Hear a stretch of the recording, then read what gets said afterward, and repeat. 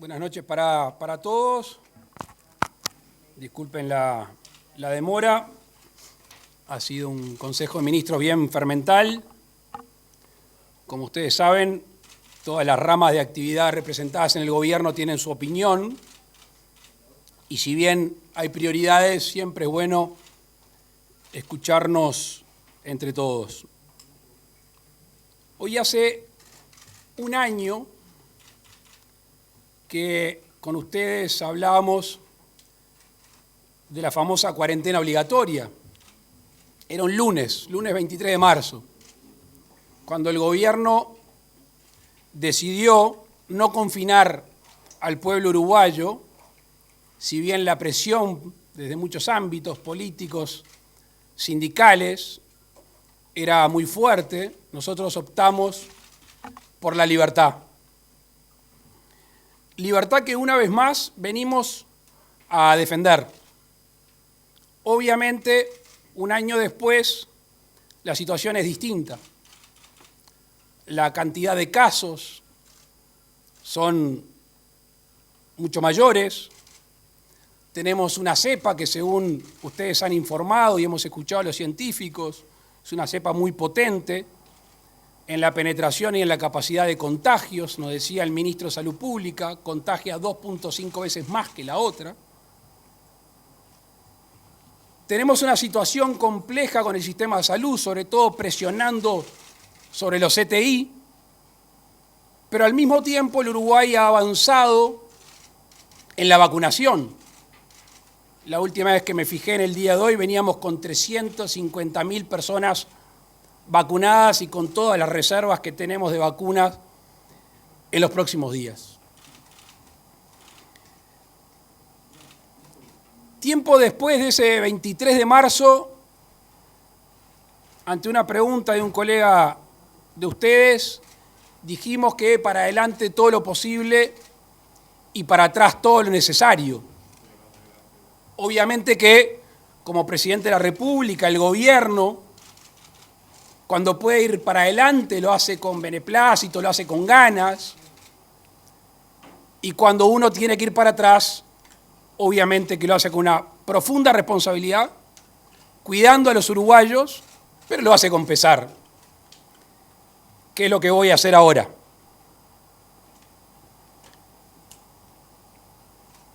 Hemos tomado medidas que tienen como centro reducir la movilidad, que una vez más tiene la acción del gobierno, pero tiene necesariamente que estar acompañada por las conductas individuales. La transformación del quédate en casa del marzo pasado es hoy quédate en tu burbuja. Es quédate con tu círculo o núcleo familiar. Que una vez más eso escapa al gobierno, allí donde la libertad se expresa y se maneja responsable y solidariamente. Y sin más, le queremos transmitir algunas medidas, después de una larga discusión, hemos decidido tomar. Lo van a tener en el comunicado de prensa, pero se las voy a relatar. En primer término, las oficinas públicas van a permanecer cerradas hasta el 12 de abril, a excepción de los servicios imprescindibles. Ya no es solo el teletrabajo, sino que van a haber únicamente, exclusivamente los servicios imprescindibles.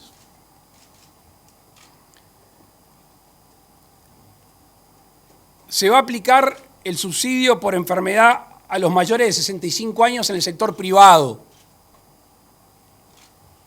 Se va a reinstalar el tributo COVID-19 a los sueldos públicos en las mismas condiciones del año pasado durante 2 meses. Lo que se recaude por ese concepto va a ser destinado a las actividades que van a ser perjudicadas por la reducción de la movilidad.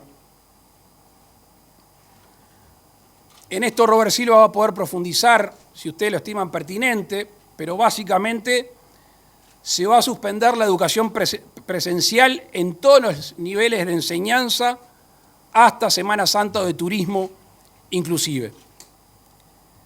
El regreso posterior a la presencialidad va a ser progresivo y se va a comenzar por la educación inicial. Se va a disponer el cierre de clubes, gimnasios y prácticas de deporte amateur hasta el 12 de abril. Se suspenden los espectáculos públicos en todo el país hasta el 12 de abril.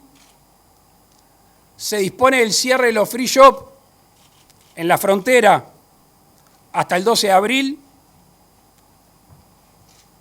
Y en esto queremos ser muy claros. En el marco de la normativa vigente se van a disolver las aglomeraciones. Y este es un mensaje que queremos que sea claro porque vamos a aplicar la ley vigente que el gobierno tiene como herramienta. Para estimular más aún el tema de las vacunas y facilitar a los trabajadores, se va a elaborar un proyecto de ley, ya está elaborado el proyecto de ley, para que los trabajadores dispongan del tiempo necesario sin afectación salarial, sin afectación de su jornada de trabajo. En coordinación con los intendentes de Salto y Paysandú, esto fue un requerimiento de los propios intendentes, se van a cerrar los complejos termales en estas vacaciones. En los bares y los restaurantes que se mantiene el aforo vigente, se va a disponer el cierre a las 12. Recordarán que se había extendido hasta las 2, según disposición de los distintos SECOED. Las fiestas y los eventos sociales quedan suspendidos hasta el 12 de abril. Al principio de la conferencia hablamos de la presión sobre el sistema de salud y sobre todo el CTI. Ya hace muchos meses que estamos trabajando con el ministro de Salud Pública, con ACE y con la gente que es idónea en CTI, tanto el sector público como el sector privado, en destinar recursos humanos, que es a veces lo más importante, o sin a veces lo más importante en tratamiento intensivo. Y además vamos a seguir ampliando las camas. El 2 de marzo informábamos que en el sector público se había aumentado 96 camas. Pasamos de 112 camas y le agregamos 96 más, casi un 100% más. Ahora vamos a agregar 129 camas de tratamiento intensivo. De estas 129 camas, 35 son del sector privado, 10 del Hospital Militar y el resto del sector público, que dentro de lo posible, después podrán profundizar con el ministro de Salud Pública o con el presidente ACE, va a tener determinada regionalización. ¿Por qué? Porque vamos a tratar de evitar la mayor cantidad de traslados, sin perjuicio de lo cual en estos tiempos se han adquirido unidades especializadas, estoy hablando de ambulancias, y el propio avión de la Fuerza Aérea está haciendo traslados. Lo que vamos a tratar de hacer es de reducir la cantidad de traslados, sobre todo del norte al sur. Para estos tratamientos intensivos hemos comprado monitores y también tubos de oxígeno. Este sábado la Fuerza Aérea está yendo a buscar a la ciudad de Córdoba respiradores, 80 respiradores de 150 que estamos adquiriendo. Ya tenemos 120 monitores y vamos a adquirir 30 más. Respecto a la ayuda social, ya el 2 de marzo habíamos anticipado algunos aumentos que le vamos a dar una mayor cantidad.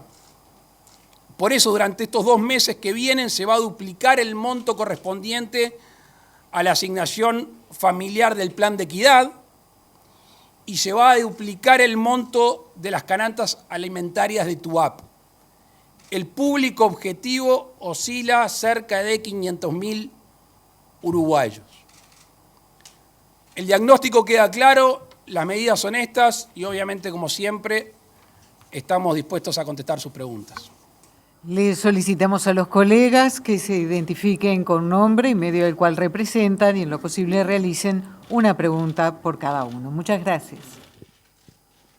Presidente, acá en el costado Pablo Fernández del Diario del País, para evitar el acercamiento en la sala de prensa que había mucha gente. Consultarle justamente por esta última parte que hizo referencia a la intención de ampliar la cantidad de camas en el CTI, teniendo en cuenta que van a sumar equipamiento de otras partes, si están pensando en sumar también recursos humanos, porque había reportes del interior del país, en Cerro Largo creo que era uno, donde había una cantidad importante de personal de la salud afectado en cuarentena o infectado con COVID. Y la siguiente, vinculada a los anuncios del Partido Colorado sobre las medidas, vi que dijo que se va a volver con ese aporte de los sector público, si se pensó en algún tipo de impuesto también para el sector privado. Gracias. Último, no. Sobre el personal, lo dije al principio, pero lo reitero, los números los tiene mejor el ministro de Salud Pública, que después los puede compartir con ustedes, si es que interesa personalmente. Ha habido una formación de personal, residentes, enfermeros. Obviamente, la coordinación que nosotros estamos tratando de hacer no es solo los recursos humanos, sino la regionalización de los lugares donde se necesita, afectado porque hay más presión y también afectado por lo que tú decías respecto a las cuarentenas.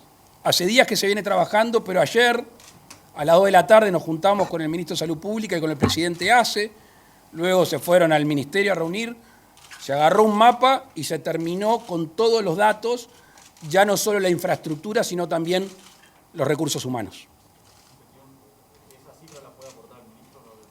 Después porque si no es muy engorroso, pero después lo puede conversar con ustedes. Buenas noches, Natalia de Brun de TV Ciudad. Presidente, quería preguntarle si estas medidas de la frontera no se debió tomar antes. La semana pasada se esperaban anuncios más fuertes con respecto a la movilidad. Y si además que cree, si es suficiente solamente el cierre de los free shop en la frontera, por ejemplo, el cierre de frontera no se volvió a mencionar, o sea, se volvió para atrás, digamos, en lo que había sido cuando se restringió más a partir de diciembre. Y lo otro, para Silva, preguntarle qué fue lo que pasó en la defensa esa de la presencialidad que iba a tratar de mantener en este Consejo de Ministros, que no se pudo lograr para la educación. Lo de si son suficientes o no, no me corresponde a mí. Le diría que es tarea, en realidad, de ustedes y de la opinión pública. Nosotros actuamos dentro de nuestro leal saber y entender, siempre tratando de defender la libertad y siendo justos. Es muy difícil ser 100% justo. Con el diario El Lunes siempre es más fácil analizar, pero insisto, yo no soy ni biógrafo, ni analista, ni periodista, eso se lo dejo a ustedes. Con el tema de los free shop hay una discusión. ¿Hacia dónde es que va el turismo ese que ustedes ven en los videos de los ómnibus? Si va a los free shop particularmente o si va a otros negocios conocidos como los turcos y los tolditos y tantas otras cosas. Creemos, dada la gravedad de la penetración de la P1, sobre todo en Brasil, teníamos noticias hoy de una secuenciación en Rivera, el 80% de los contagios de Rivera es de la P1, cuando en el resto del país no llegaba al 17-18%. Entonces, si son los free shop algún foco de atracción, bueno, lo cerramos. Lo mismo que en Río Branco, los free shop de frontera. Con respecto a la frontera, es muy importante analizar el tiempo en que se toman las medidas, y no el tiempo si es suficiente o si no había que haberla tomado antes, porque insisto que no voy a discutir, pero el cierre de fronteras preverano, ¿qué era? La cantidad, ya no solo de extranjeros que estaban prohibidos, sino la cantidad de uruguayos, 80.000, 90.000, que vienen en esas fechas de la fiesta para compartir con su familia.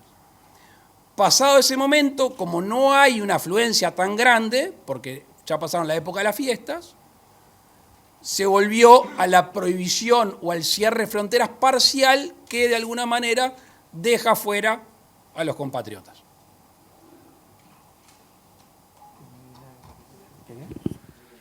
Buenas noches. Buenas noches. Perdón. Sí, como no era para mí, que la puedo contestar igual, Robert. Pero... Como quieras.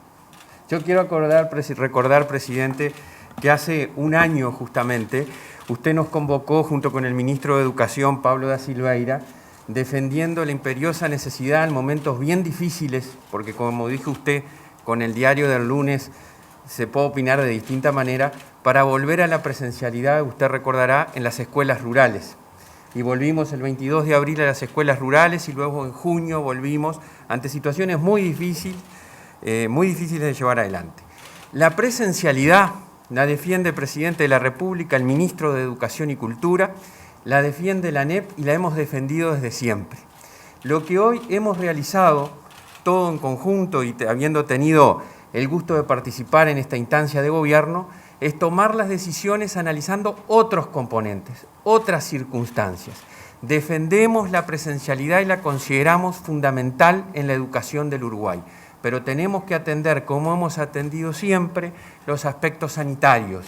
En una situación distinta que hoy se puso en evidencia y que aquí quienes me precedieron hicieron mención a la misma, que es la situación sanitaria, la cepa nueva que ha ingresado al país y otras circunstancias. Por lo tanto, nosotros en ese sentido hemos atendido esa decisión, como lo hemos hecho siempre, hablando en diálogo con el Poder Ejecutivo, en el marco del SINAI y el Ministerio de Salud Pública, y vamos a trabajar, y aprovecho a decirlo, presidente, vamos a trabajar a futuro en el ámbito de la ANEP, hoy lo conversamos mucho con el ministro de Educación, a establecer una vuelta gradual luego de la Semana de Turismo, comenzando por la primera infancia, la educación inicial, luego eventualmente el primer ciclo y segundo ciclo de primaria y así sucesivamente. Pero reitero, y es fundamental, y ha sido clave del éxito que hemos tenido como país. En primer lugar, la responsabilidad de nuestras comunidades educativas, cuando han actuado en forma articulada y profesional los docentes, los funcionarios, las familias, los estudiantes. Y luego este diálogo permanente a nivel gubernamental. La autoridad educativa sin ceder sus competencias, pero sí sabiendo que acá hay una cuestión sanitaria y que hay que actuar con muchísima responsabilidad al momento de tomar las decisiones, que es lo que hemos hecho de las instancias que nos ha correspondido y es lo que se ha hecho hoy.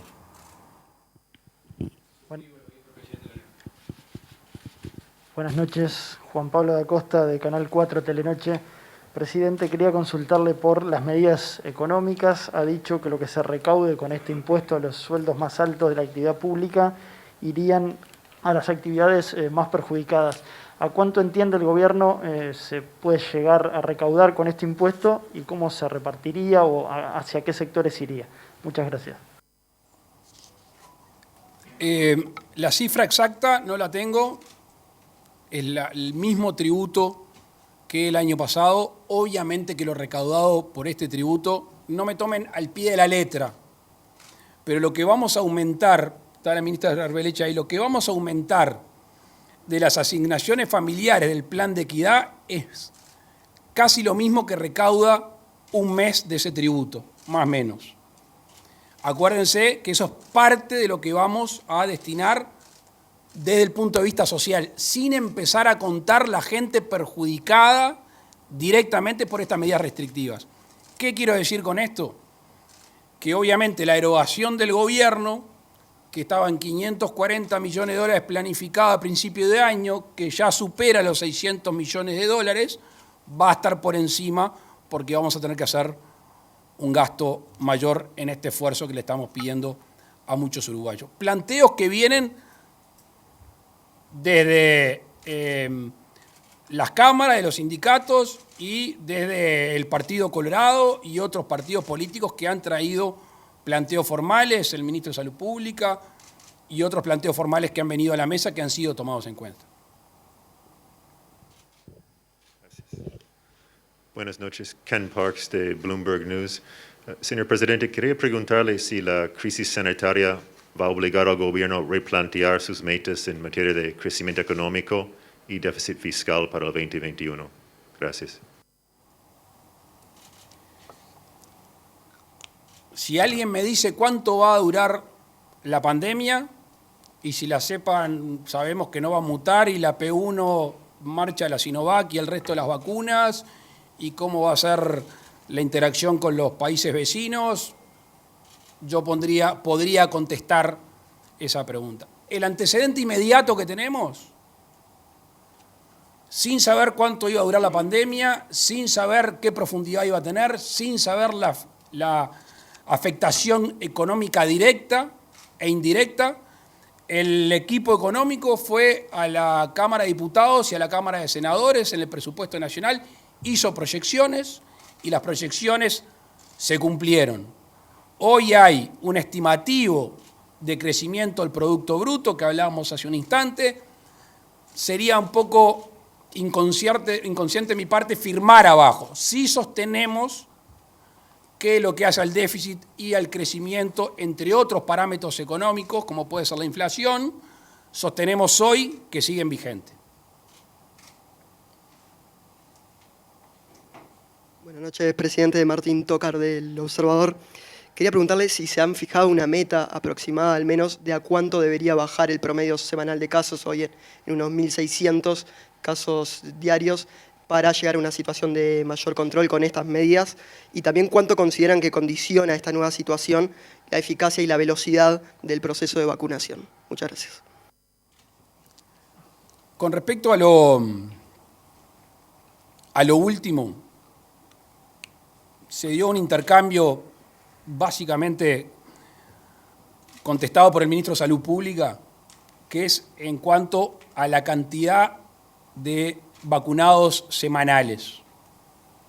Ustedes ya saben la cantidad de vacunas que tiene Uruguay, ya saben porque fue informado por el secretario de la Presidencia el ritmo de llegadas, tanto de Sinovac como de Pfizer, y eso nos determina por qué. Porque cuando llega una partida de vacunas, tenemos que dividirla entre dos para la primera y segunda dosis. Hay algunos países, hoy hablábamos temprano, Canadá creo que es uno, que está suministrando la primera dosis y extendiendo el plazo de la segunda. Hasta el momento el asesoramiento científico que tenemos nosotros nos dice de no hacer eso con ninguna de las vacunas.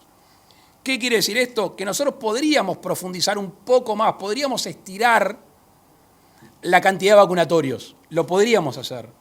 Estamos acotados por la llegada de las otras vacunas. Hoy recibimos el contrato firmado desde China por el segundo suministro de 1.250.000 vacunas en el mes de mayo. Aspiramos a que sea en la primera quincena. Lo que no queremos hacer es dar más primeras dosis y no poder suministrar la segunda dosis. Entonces estamos limitados por aproximadamente, después de los 192.000 iniciales, extrayendo las 192.000 segundas dosis para esos primeros, más o menos 650.000 personas, multiplicado por 2, es lo que nos da, en el caso de Sinovac, el ritmo de vacunación que estamos teniendo. Tan es así que hoy no miré, pero hoy venían 27.000 vacunados aproximadamente. Estuvimos en 36.000 de un máximo cuando habíamos puesto el límite 30.000. Podemos estirar, de hecho el Ministerio de Salud Pública, el ministro y el subsecretario, para estas vacaciones que tenemos, que abrimos de 18 a 70, se va a recargar, y de ya pedimos disculpas, se van a recargar los vacunatorios en un 20%. Así que si algún uruguayo, si alguna persona tiene un poquito más de demora en la cola, que sepa que en realidad esa demora la está teniendo porque tratamos de incrementar la cantidad de gente vacunándose en las vacaciones. Noto que el ministro de Salud Pública me pide la palabra. Sí. No, muy breve, que también hacía referencia a 27.000 dosis administradas en estos días, y en realidad eso implica un despliegue territorial que fue salir a vacunar todos los residenciales LEPEM de ancianos en todo el país, los refugios de las personas que están sin domicilio y las personas privadas de libertad. Eso es todo un operativo que nosotros tuvimos que desdoblar los equipos, sacarlos de los hubs de vacunación grandes, como el Antel Arena, para volcarlos en decenas de móviles y decenas de vacunadores para ir a la cancha. Hoy podemos afirmar que en Montevideo se culminó la vacunación de la totalidad de los residenciales en su primera dosis con Pfizer y de los refugios. Y eso es un gran orgullo para el país, porque sabemos que esa población es una población especialmente susceptible, al igual que las personas privadas de libertad. Entonces hay una doble explicación, no solamente el tema de las dosis, sino también el desdoblamiento de la tarea en el campo.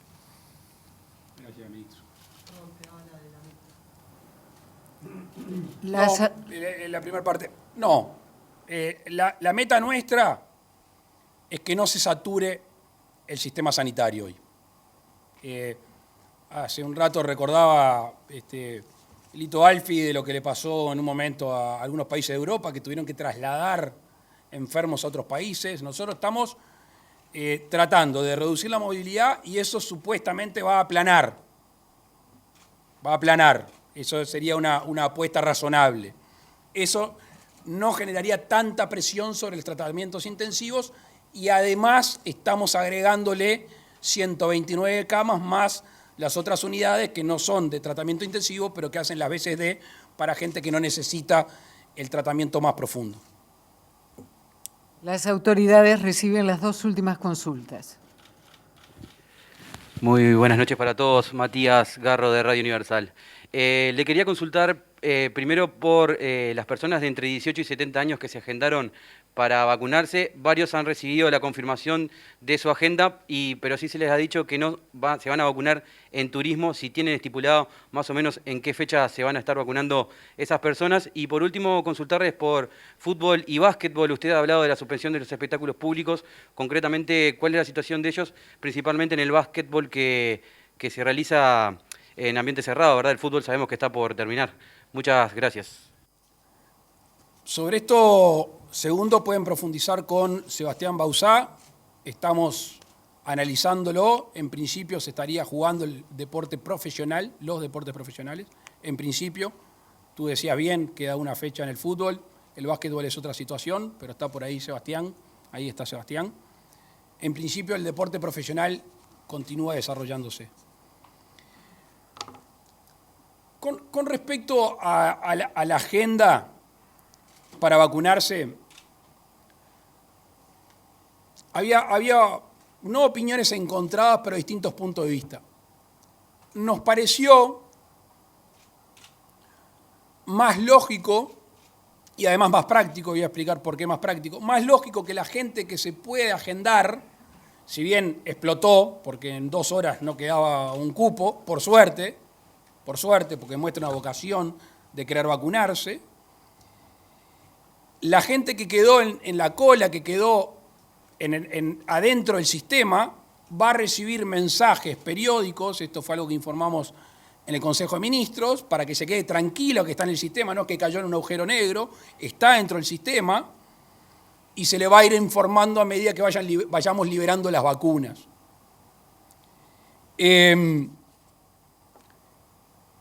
Y sirve, y esta es la cuestión práctica, ¿por qué? Porque ya sabemos dónde se registró cada uno. Imagínense que es mucho más sencillo, en una logística que tiene sus complejidades de llevada de vacunas al resto del país, ya saber que hay una persona de 19 años que se registró en la ciudad de Paysandú. Lo vamos a saber un mes y medio antes, más o menos. Entonces, la tranquilidad que está agendado, hoy me mostraban los números, hay 800.000 agendados. Esas personas van a recibir semanalmente un mensaje de texto, un mail, diciéndole, tranquilo que sabemos que estás, que no es que se fue la reserva, y nosotros vamos a saber con anticipación cuántas vacunas tenemos que mandar a determinados lugares. Sí, tengo. Prefiero reservarme, ¿sabes por qué? Porque cuando llegue la segunda partida de Sinovac, porque no se olviden que ese sector de la población es con Sinovac, una cosa es que llegue el 11 de mayo y otra cosa es que llegue el 30 de mayo. Por eso, cuando sepamos exactamente el día que llegan esas vacunas, ahí podemos ya terminar de anclar la fecha de vacunación de esa gente que quedó agendada. Hola, ¿qué tal? Por acá, buenas noches, presidente Nicolás González de BTV Noticias. Discúlpeme que por ser el último hoy, tengo algunas dudas que me quedaron ahí a propósito de algunos anuncios. Cuando usted dice servicios imprescindibles, ¿a qué se refiere puntualmente? En el caso de los bancos, por ejemplo, ¿van a mantener el horario normal? Después, por ejemplo, con otras medidas, sí, anote. Los restaurantes y los bares, usted dice que va a cerrar a las 0, se pasa para las 0. ¿Qué pasa con los casinos del Estado, que en realidad están abiertos toda la madrugada, y con los shopping? ¿No hay medida para los shopping? Y en el caso de las termas, ¿los hoteles que son complejos termales también cierran? Gracias. Vas a tener más problemas con tus colegas que conmigo, me parece. Casinos. Tenemos un reclamo formal del Congreso de Intendentes, que le hizo saber a la ministra de Economía. Estamos estudiando la situación del funcionamiento de los mismos. Desde mi punto de vista, debería tener un horario acotado como tienen el resto de los restaurantes, los bares.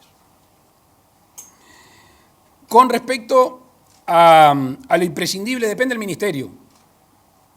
Naturalmente, el Ministerio del Interior es un 80% imprescindible. Hay otros ministerios que no, que pueden tener una guardia mínima. Entonces, dependerá el ministerio. Hoy el secretario de Presidencia pidió un ayornamiento a la Oficina Nacional del Servicio Civil de la presencialidad o el teletrabajo. Es dispar, no es dispar solo porque se haya cumplido o no, sino básicamente por el tipo de tarea que desarrolla cada ministerio. Con lo cual, es muy complejo decirles un porcentaje, un número, tendríamos que hablar ministerio por ministerio. Sí les puedo decir que cuando estábamos terminando el Consejo de Ministros, miré a los ministros y le digo, muchachos, esto es en serio. O sea, mañana los imprescindibles hasta que termine esta obligación. Y cuanto a los bancos, con los bancos privados no tenemos nada que ver, con los bancos públicos la respuesta es la misma que te acabo de dar. Depende lo que sea un servicio esencial considerado en cada banco. ¿Los shopping por qué no se cierran? Los shopping, vamos a cerrar las plazas de comida. Vamos a exhortar a que se cierren las plazas de comida. De hecho, no estamos cerrando ningún establecimiento comercial, salvo las excepciones que les dijimos anteriormente. Y vuelvo al principio. Nosotros no somos partidarios del confinamiento total o la cuarentena obligatoria. Hemos recibido estímulos suficientes para aplicarla, nos hemos negado y seguimos en eso porque ya es una cuestión mucho más de principios que de práctica. Y por suerte, nuestros principios, en este caso, además son los que creemos que tenemos que llevar adelante la situación actual del país.